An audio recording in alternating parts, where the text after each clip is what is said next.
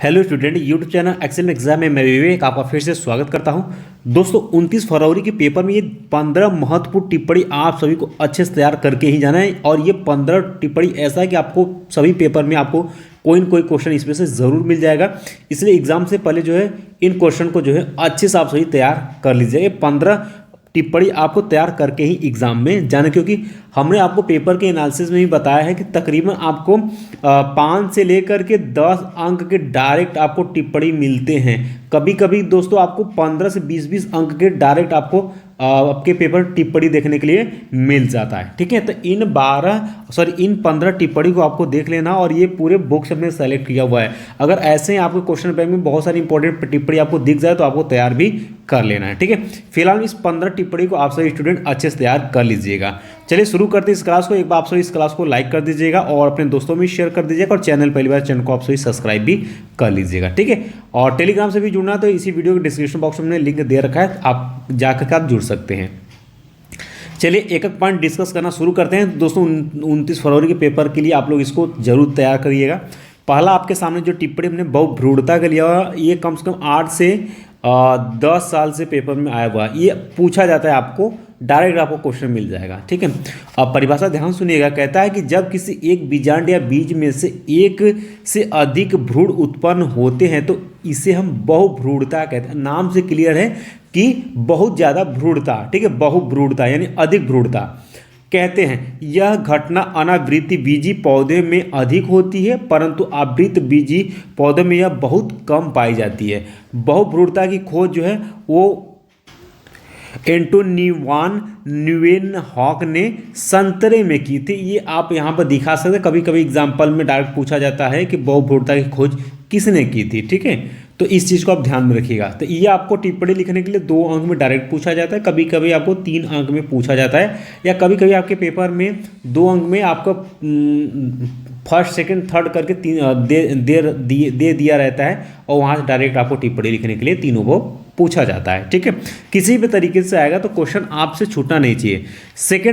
Second है आपका टिप्पणी में अनिषेक फलन। बहुत बार ये भी पेपर में आया हुआ क्वेश्चन है, ध्यान सुनिएगा।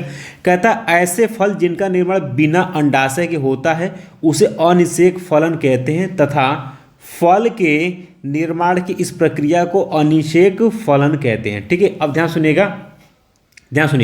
कहता ऐसे फल जिनका निर्माण बिना अंडाशय के होता है उसे हम क्या बोलते हैं, उसे अनिषेक फल कहते हैं। ठीक है, और तथा फल के निर्माण की इस प्रक्रिया को हम अनिषेक फलन कहते हैं।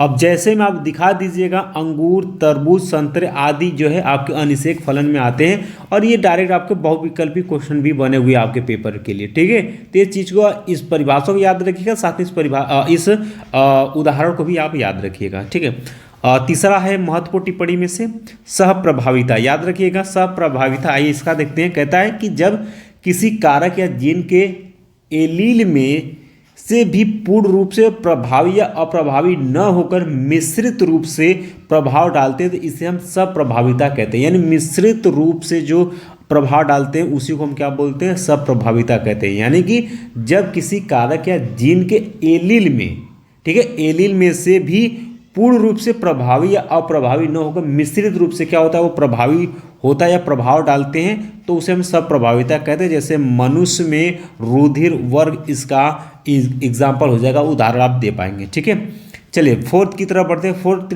टिप्पणी है आपका कि अपूर्ण प्रभाविता। ठीक है, अब ये था भाई सहप्रभाविता, अब देखिए अपूर्ण प्रभाविता नाम से भी क्लियर है।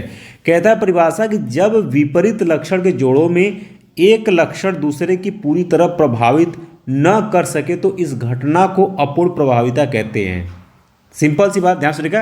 कहता है जब विपरीत लक्षण के जोड़ों में एक लक्षण दूसरे को पूरी तरह प्रभावित क्या करे, न कर सके तो इस घटना को हम अपूर्ण प्रभाविता कहते हैं। आप उदाहरण आप यहाँ दिखा सकते हैं कि जैसे मिराबिलिस जालपा या गुलबांस के पौधे में लाल पुष्प व सफेद पुष्प युक्त पौधे के मध्य संकरण कराने पर यह यौवन पीढ़ी में सभी फूल लाल या सफेद न होकर क्या हो जाते हैं, गुलाबी रंग के हो जाते हैं और यह घटना अपूर्ण प्रभाविता कहलाती है। क्लियर है बात। चलिए आगे बढ़ते हैं। अगला जो है मोस्ट इंपॉर्टेंट है कि डीएनए फिंगर प्रिंटिंग या डीएनए अंगुली छाप या अंगुली छापी, ये क्वेश्चन आपका क्या वेरी वेरी वेरी इंपॉर्टेंट है। आपको डायरेक्ट टिप्पणी लिखने के लिए पूछा जाएगा या फिर आपको डायरेक्ट सब विस्तार में आपसे पूछा जाएगा 5 अंक में, जो कि हमने ऑलरेडी इसको हमने बता दिया है। फिलहाल अगर टिप्पणी में आएगा तो कुछ इस तरीके से आपको लिखना है और ये 100% श्योर है कि आपको 29 फरवरी के पेपर में आपको मिल जाएगा। ठीक है, तो इन क्वेश्चन को आपको अच्छे से तैयार करके जाना। ठीक है, डीएनए फिंगरप्रिंटिंग। चलिए आज ध्यान सुनिएगा इस परिभाषा को। कहता है यह एक ऐसी तकनीक है जिसके द्वारा विभिन्न व्यक्तियों या जीवधारु के मूल आनुवंशिक पदार्थ में विभिन्नताओं को देखा जा सकता है। इस तकनीक को सर्वप्रथम एलेक्स जेफ्रे, नाम याद रखिए, बहुविकल्पी में पूछा जाता है। ठीक है, एलेक्स जेफ्रे ने इंग्लैंड में इसको क्या किया था, विकसित किया था। अब इसका पहचान कैसे करते हैं, यानी कि इसमें क्या लिया जाएगा जिससे कि इसकी पहचान हो सके। तो इसमें दोस्तों क्या हो सकता है, इसमें खून, बाल, लार, ठीक है, इन सभी आदि के द्वारा अपराधी, खूनी, बलात्कारी, पैतृक संबंध की पहचान में इससे क्या होती है, की जाती है। ठीक है, तो इन सभी से ये आप डीएनए फिंगरप्रिंटिंग के बारे में आप लिख सकते हैं। ठीक है, चलिए 6 आपका है यहाँ पर टिप्पणी इंटरफेरान। चलिए इसके बारे में हम लोग देख लेते हैं। कहता है कि यह वायरस से संक्रमित कोशिकाओं द्वारा स्रावित एक ग्लाइकोप्रोटीन पदार्थ है जो इन कोशिकाओं को वायरस के संक्रमण से सुरक्षित रखता है। इसका प्रयोग जो है वो रोग निवारक के रूप में किया जाता है। यह अंतःकोशिकीय विषाणुओं के गुणन को रोकता है, इसलिए इसे इंटरफेरॉन कहता है। यानी कि दोस्तों अंदर, यानी इंटर मतलब इसके अंदरूनी, अंदर जो है क्या करता है, ये वायरस संक्रमण को क्या करता है, सुरक्षित करता है, इसलिए इसको हम लोग क्या बोलते हैं, इंटरफेरॉन कहते हैं। चलिए 7 टिप्पणी की तरफ बढ़ते हैं। कहता है ओपिओइड्स। ठीक है, ओपिओइड्स ये भी आपका एग्जाम में पूछा गया है। ठीक है, तो ध्यान सुनेगा, ओपिओइड्स किसे कहते हैं। तो कहता है यह एक नशीली दवाओं का समूह, ओपिओइड्स जो है वह क्या है, एक नशीली दवाओं का समूह है। इसके अंतर्गत अफीम, हीरोइन, स्मैक, मॉर्फिन, कोडीन आदि नशीली औषधियाँ इसके अंतर्गत क्या हैं, शामिल हैं।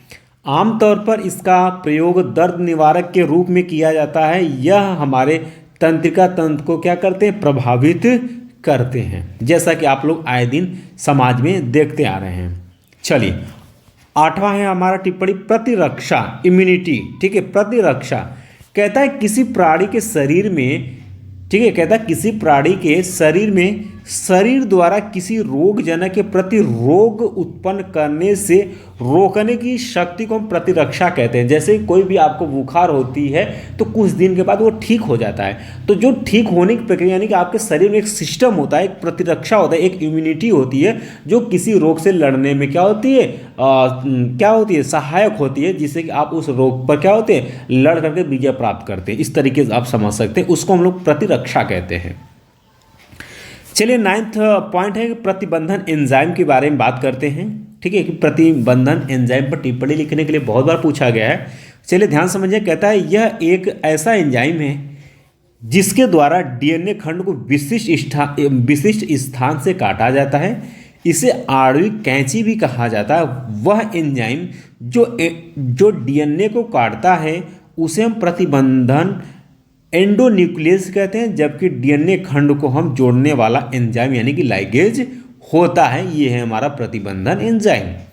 चलिए 10वां आपका वेरी इंपॉर्टेंट आपका है टिप्पणी बीटी कपास। बहुत बार एग्जाम में क्वेश्चन पूछा गया कि बीटी कपास पर टिप्पणी लिखिए। चलिए ध्यान सुनिएगा। कहता है कपास में बीटी जीवाणु की अविश प्रोटीन का संश्लेषण करने वाले जीन को जीनी इंजीनियरिंग द्वारा निवेशित करके एक नई किस्म, ध्यान सुनिए, एक नई किस्म को तैयार किया जाता है जिसे हम बीटी कपास कहते हैं। यानी नई किस्म को हम जब तैयार करते हैं उसी को हम क्या बोलते हैं, बीटी कपास कहते हैं। यह एक कीट प्रतिरोधी किस्म होती है। इसके प्रयोग से प्रत्येक वर्ष करोड़ों रुपए की फसल को कीटों से हम बचाया जा सकता है। इसी को हम लोग बोलते हैं बीटी कपास। चलिए 11 नंबर का टिप्पणी है आपका कि बायोपायरेसी किसे कहते हैं। मोस्ट इंपॉर्टेंट क्वेश्चन, ये भी आपके 8 से 10 साल क्वेश्चन पूछा गया है, तो ध्यान सुनिएगा। बायोपायरेसी किसे कहते हैं। कहता है कि मल्टीनेशनल कंपनियों व दूसरे संगठन द्वारा किसी दूसरे देश की अनुमति, ठीक है, अनुमति व सहमति के बिना उस देश के जैविक संसाधन का उपयोग करना ही क्या कहलाता है, बायोपायरेसी कहलाता है। इसका उदाहरण बहुत सारे आप बहुत सारे मूवियों में देखे होंगे, ठीक है। तो ये है आपका बायोपायरेसी। सेकेंड 12 नंबर का है आपका पीसीआर, ठीक है। पीसीआर पर डायरेक्ट टिप्पणी लिखने के लिए पूछता है कि पॉलीमर्स चेन रिएक्शन। तो ध्यान सुनिएगा कि पीसीआर एक ऐसी विधि है जिसके द्वारा डीएनए अणु के खास भाग को प्रवर्धित करके जीन श्रृंखला की कॉपी की जाती है। यह एक सीधा उपयोग है जिसके द्वारा जीन श्रृंखला की काफी क्लोनिंग द्वारा तैयार की जाती है या की जा सकती है, ठीक है। अगला है 13 नंबर का है आपका टिप्पणी की पारजीवी जंतु। ये भी आपका वेरी इंपॉर्टेंट है, इसको भी आप लोग देख लीजिएगा। पारजीवी जंतु किसे कहते हैं, ऐसे भी क्वेश्चन पूछा गया है, ध्यान सुनिएगा। कहता है कि ऐसे जंतु जिनके डीएनए में एक अतिरिक्त जीन प्रवेश कर दिया जाता है उसे हम पारजीवी जंतु कहते हैं। अब ध्यान सुनिए, पारजीवी नाम से क्लियर है कि ऐसे जंतु जिनके डीएनए में एक एक्स्ट्रा यानी एक अतिरिक्त जीन प्रवेश करा दिया जाता है उसे हम पारजीवी जंतु कहते हैं। यह जीन अपना लक्षण भी व्यक्त करता है, इससे एक नई प्रजाति का क्या होता है, विकास भी होता है। अब जैसे एक आपने भेड़ सुना होगा, डाली भेड़, ये इसी का उदाहरण। एक कागा गाय भी आपने सुना होगा, एक मीरा बकरी का भी नाम सुना होगा, जो कि पारजीवी जंतु के अंतर्गत आते हैं, ठीक है। चलिए 14 नंबर का कहता है ओजोन परत। आपने तो बचपन से पढ़ते आ रहे होंगे ओजोन परत किसे कहते हैं, चलिए इसको भी आप लोग सुन लीजिएगा। कहता है ओजोन परत, जिसे ओजोन मंडल भी कहते हैं, समताप मंडल के निचले तथा क्षोभ मंडल के ऊपरी यानी बाहरी भाग में स्थित यह भाग लगभग 15 से 30 किलोमीटर ओजोन गैस की एक मोटी परत होती है। यह गैस ऑक्सीजन के 3 अणु यानी O3 ऑक्सीजन के 3 परमाणुओं से बनी हुई होती है। इनमें एक विशेष प्रकार की तीखी गंध होती है तथा इसका रंग जो है वो क्या होता है, नीला होता है।